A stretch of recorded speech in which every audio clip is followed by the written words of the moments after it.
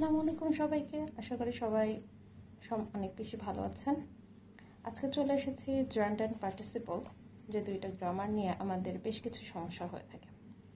So জার্ন্ড আমরা খুব সাধারণভাবেই জানি, যেটা হচ্ছে নাউন আর ভার্বের সংমিশ্রণে হয়ে থাকে। দ্যাট মিনস একটা ভার্বকে যখন নাউন হিসেবে প্রমাণ করা হয় তখন সেটা নাউন হিসেবে কাজ করে।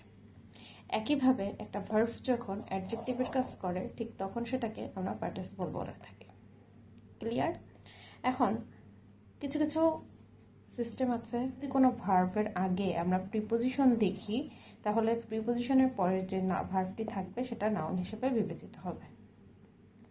যেমন এখানে আমরা সাবজেক্ট হিসেবে জেরান্ডকে পাচ্ছি। ওয়াক মানে আমরা জানি কি হাঁটা, কিন্তু যখন ওয়াকের সাথে আইএনজি হয়ে যাচ্ছে, walking is a good habit. So এটা কিসের কাজ করছে? জেরান্ডের কাজ করছে। নাউন নিজে কাজ করলে, নাউন নিজে কাজ করবে। নিজে কাজ করবে বলতে আমরা যে নাউনটাকে বোঝাবো সেই নাউনটাকে নিজেকে অবশ্যই কাজ করতে হবে। যেমন this is my sleeping room, this is my sleeping room.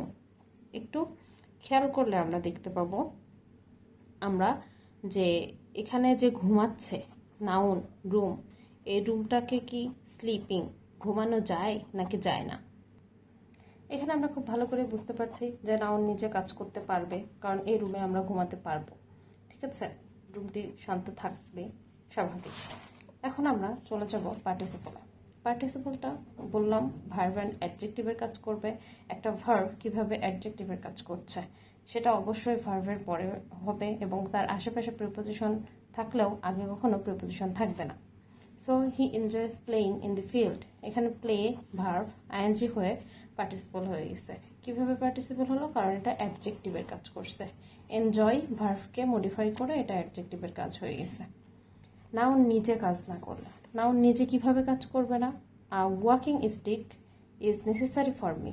আচ্ছা, স্টিক কি কখনো হাঁটতে পারবে? না, স্টিক হাঁটতে পারবে না, কিন্তু স্টিক দ্বারা আমরা হাঁটতে পারি।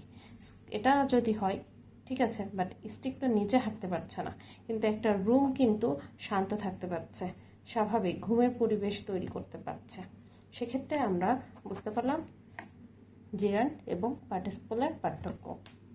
আজ এ পর্যন্ত, আল্লাহ হাফেজ।